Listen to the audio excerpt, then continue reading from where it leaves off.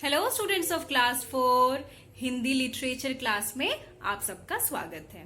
तो बच्चों, आज हम नवीन पल्लव पाठ्य पुस्तक की पाठ 8 जब पेड़ बोला धन्यवाद कहानी पढ़ेंगे। ठीक है, तो सभी अपनी बुक निकाल लीजिए और पाठ 8 फॉलो कीजिए। पेज 52 पाठ 8 जब पेड़ बोला धन्यवाद। कश्मीर के एक गांव के बाहर सेब का एक बड़ा सा पेड़ था।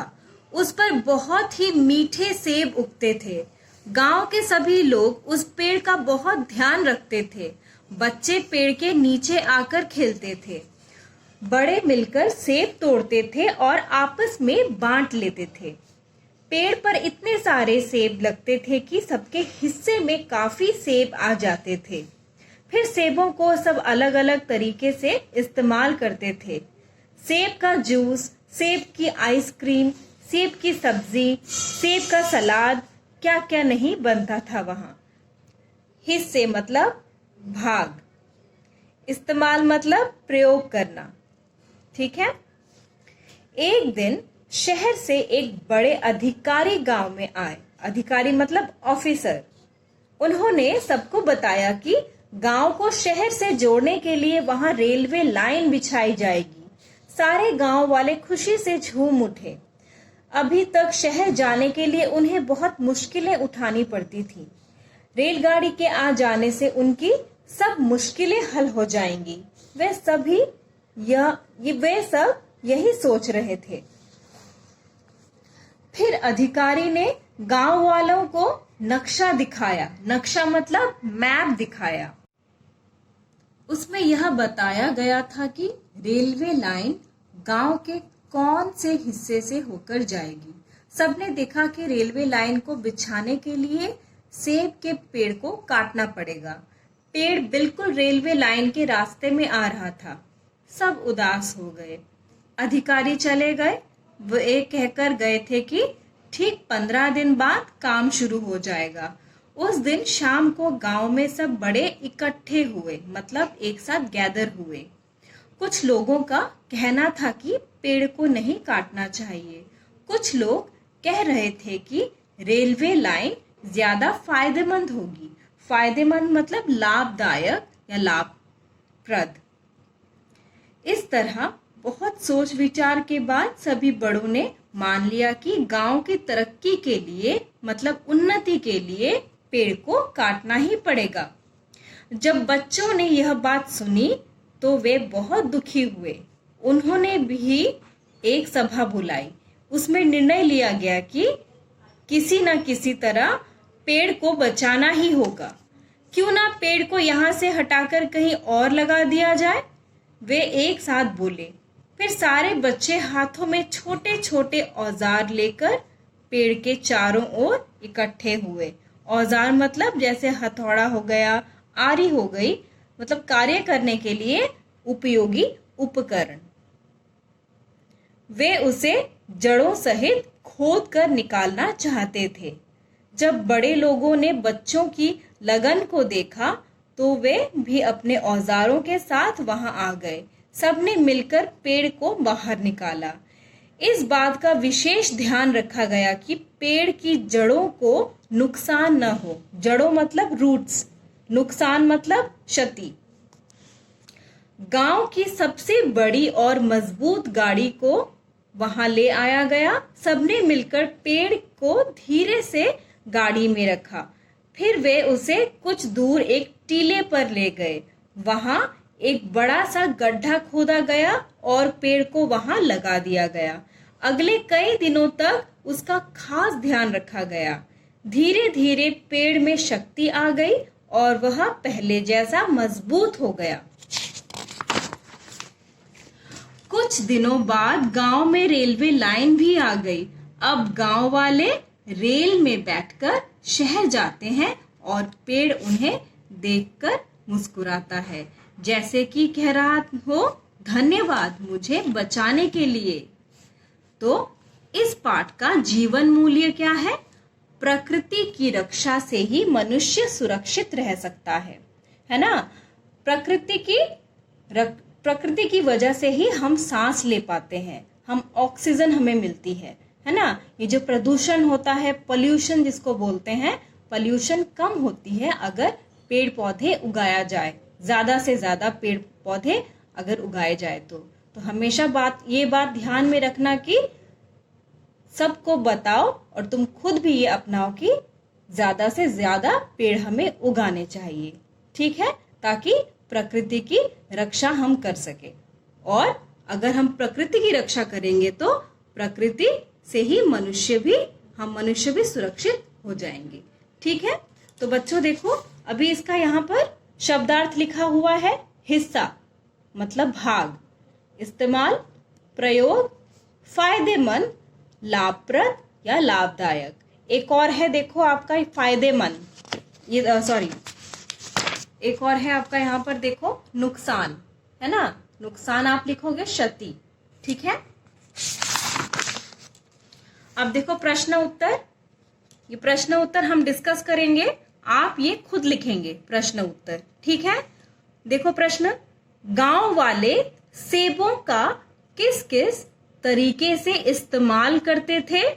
उत्तर सुन लीजिए।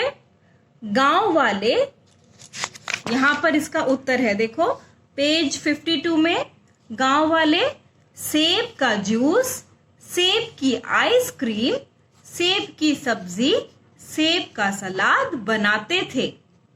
क्या लिखोगे आप? गांव वाले सेब का जूस, सेब की आइसक्रीम, सेब की सब्जी, सेब का सलाद बनाते थे, ठीक है। यह है आपका एक उत्तर, ठीक है। अब देखो, अधिकारी ने गांव वालों को क्या बताया? अधिकारी ने गांव वालों को क्या बताया? इसका उत्तर देखो, अधिकारी ने गांव वालों को बताया कि गांव को शहर से जोड़ने के लिए वहां रेलवे लाइन बिछाई जाएगी। यह है इसका उत्तर दो। उत्तर दो यहां पर है, आप लिखोगे इस तरह से, अधिकारी ने गांव वालों को यह, इसकी जगह आप लिखोगे यह बताया कि गांव को शहर से जोड़ने के लिए वहां रेलवे लाइन बिछाई जाएगी, ठीक है। अभी देखो प्रश्न 3, नक्शा देखकर सभी क्यों उदास हो गए? नक्शा देखकर सभी क्यों उदास हो गए? इसका देखो उत्तर देखो,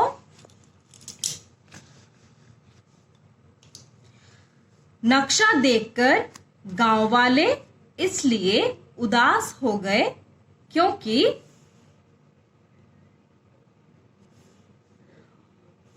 अधिकारी ने गांव वालों को नक्शा दिखाया, उसमें यह बताया गया था कि रेलवे लाइन गांव के कौन से हिस्से से होकर जाएगी। सबने देखा कि रेलवे लाइन को बिछाने के लिए सेब के पेड़ को काटना पड़ेगा। पेड़ बिल्कुल रेलवे लाइन के रास्ते में आ रहा था, ठीक है। इसका है ये उत्तर, ये है आपका 3, उत्तर 3।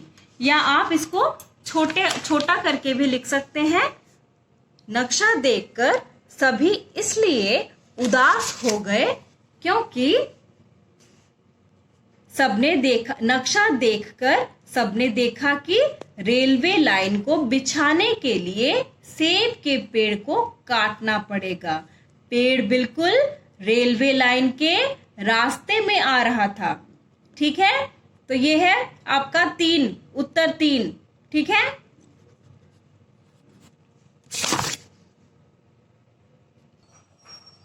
गांव वाले पेड़ को लेकर क्या चर्चा कर रहे थे? इसका उत्तर देखो, यहां पर है, कुछ गांव वाले यह कह रहे थे कि पेड़ को नहीं काटना चाहिए और कुछ कह रहे थे कि रेलवे लाइन ज्यादा फायदेमंद होगी। इस तरह बहुत सोच विचार के बाद सभी बड़ों ने मान लिया कि गांव की तरक्की के लिए पेड़ को काटना ही पड़ेगा। इसका उत्तर अब ये है 4। ठीक है, आप फिर से सुन लीजिए इसका उत्तर। गांव वाले पेड़ को लेकर क्या चर्चा कर रहे थे? कुछ गांव वाले यह कह रहे थे कि पेड़ को नहीं काटना चाहिए और कुछ लोग कह रहे थे कि रेलवे लाइन ज्यादा फायदेमंद होगी। इस तरह सोच विचार के बाद सभी बड़ों ने मान लिया कि गांव की तरक्की के लिए पेड़ को काटना ही पड़ेगा। ठीक है, ये है आपका उत्तर 4। देख लिया आपने प्रश्न उत्तर। अब देखो ख, कथा के अनुसार वाक्यों के क्रम को बॉक्स में लिखिए। यहाँ पर आपको सजाकर कौन सा पहला है, कौन सा दूसरा है, तीसरा है, चौथा है, पांचवा है, आपको यहाँ पर इन बॉक्स में लिखना है। ठीक है, पहले हम पढ़ लेते हैं। 1, बच्चे पेड़ के नीचे आकर खेलते थे। धन्यवाद मुझे बचाने के लिए। पेड़ बिल्कुल रेलवे लाइन के रास्ते में आ रहा था। धीरे धीरे पेड़ में शक्ति आ गई। क्यों ना पेड़ को यहाँ से हटाकर कहीं और लगा दिया जाए। तो सबसे पहले क्या है, ये पहला वाला ही हम इसमें 1 लिखेंगे, क्योंकि बच्चे पेड़ के नीचे आकर खेलते थे। दूसरा क्या है, पेड़ बिल्कुल रेलवे लाइन के रास्ते में आ रहा था, है ना। जब उस अधिकारी ने गांव वालों को नक्शा दिखाया तब पता चला कि पेड़ बिल्कुल जो सेब का पेड़ था रेलवे लाइन के रास्ते में आ रहा था। ठीक है, अब देखो उसके बाद तीसरा है, क्यों ना पेड़ को यहां से हटाकर कहीं और लगा दिया जाए। यह है 3। चौथा कौन सा है, धीरे धीरे पेड़ में शक्ति आ गई। और पांचवा, धन्यवाद मुझे बचाने के लिए। यह है 5। ठीक है, हो गया। अब ग देखो, सही विकल्प पर सही का चिन्ह लगाइए। नंबर 1, गांव के बाहर किस फल का पेड़ था? सेब। तो यहां पर टिक करो। ठीक है, ये नंबर 2 सेब में टिक करो। एक बड़ा अधिकारी गांव में कहां से आया?